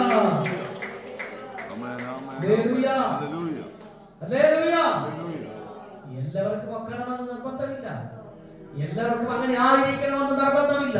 പക്ഷെ ദാവീദ് പ്രാപിച്ച ആത്മാവ് അകത്ത് പ്രാപിച്ച ദൈവസഭയ്ക്കകത്ത് ഇന്ന് രാവിലെ ആരാധിക്കുന്ന ഒരു ദൈവമേലുണ്ടെങ്കിൽ എനിക്ക് നിങ്ങൾക്ക് പറയുവാൻ കഴിയും, അതെ, ഏലാ താഴ്വരയ്ക്ക് തകർക്കാൻ സാധ്യമല്ല. ആ താഴ്വരയുടെ നടുവില് ഞാൻ ജയാളിയായി എഴുന്നേറ്റ് മുൻപോട്ട് പോകുവാനിടയാണ്. 2 ദിനവൃത്താന്ത പുസ്തകം അതിന്റെ 20-ാം അധ്യായം 26-ാമത്തെ വാക്യത്തിലേക്ക് വരെ. 2 ദിനവൃത്താന്ത പുസ്തകം 20-ാം അധ്യായം അതിന്റെ 26-ാമത്തെ വാക്യം.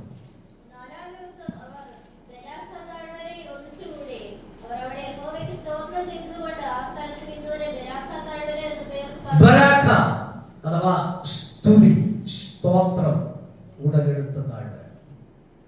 യുദ്ധത്തിന് പോയവരാണ്, യുദ്ധത്തിന് പോയവരാണ്. യുദ്ധം നടന്നുകൊണ്ടിരിക്കുക, ഭയങ്കര യുദ്ധം നടക്കുക. യഹൂദ ജയിച്ചു, യഹൂദ ജയിച്ചു, യഹൂദ ജയിച്ചു. യഹൂദ എന്ന വാക്കിന്റെ അർത്ഥം സ്തുതി, സ്തുതിക്കുന്നവൻ ജയിച്ചു. യുദ്ധം നടക്കുക, പക്ഷേ സ്തുതിക്കുന്നവൻ, ദൈവത്തെ ആരാധിക്കുന്നവൻ, ദൈവത്തെ പ്രാർത്ഥിക്കുന്നവൻ ആ ബരാഖ താഴ്വരയിൽ ജയിച്ചു എന്ന് പറയുമ്പോ ഇന്ന് പകൽ ഓർക്കുക, ബരാഖ താഴ്വര അത് സ്തുതിയുടെ താഴ്വരയാണ്. സ്തുതിക്കുന്നവൻ എവിടെയും ജയിക്കും, ആരാധിക്കുന്നവൻ എവിടെയും ജയിക്കും, പ്രാർത്ഥിക്കുന്നവൻ എവിടെയും ജയിക്കും. അവനെ പരാജയപ്പെടുത്തുവാൻ ഈ ഭൂമിയിൽ ആർക്കും സാധ്യമല്ല. പക്ഷെ സത്യസന്ധമായിട്ട് വേണം ഞാൻ നിങ്ങൾ പാടാനും പ്രാർത്ഥിക്കാനും ആരാധിക്കാനും. ഇന്നലെ രാത്രിയിൽ ഒരു ദൈവദാസനെ വിളിച്ചു. അപ്പൊ അദ്ദേഹത്തിന്റെ ആയിരിക്കുന്ന സ്ഥലത്ത് ബിഷപ്പിയുടെ അതിനോട് ചേർന്ന് ഒരു ചർച്ച് ഹോളും കൂടെ പണിയണം. അപ്പോ എന്നോട് പറഞ്ഞു, പാസ്റ്റർ ഒരു ചെറിയൊരു പ്ലാന് എനിക്കൊന്ന് വരച്ചു തരണമെന്ന് പറഞ്ഞു. ഞാൻ എഞ്ചിനീയറോ ആർക്കിടെക്ട് ഒന്നും അല്ല, പക്ഷെ ഒരുപാട് പള്ളിക്ക് പ്ലാൻ വരച്ചു കൊടുത്തിട്ടുണ്ട്, ഒരുപാട് വീടിന് പ്ലാൻ വരച്ചു കൊടുത്തിട്ടുണ്ട്, ഒരുപാട് വീട് എൻ്റെ പ്ലാൻ അനുസരിച്ച് ഞാൻ വയ്പ്പിച്ചിട്ടുണ്ട്, ഞാൻ വച്ചിട്ടുമുണ്ട്. അപ്പൊ അത് എന്ത് വിചാരിച്ച് നിങ്ങൾ ആരും എൻ്റെ അടുത്ത് കൊണ്ട് പ്ലാനുമായിട്ട് വരരുത് വരയ്ക്കാൻ.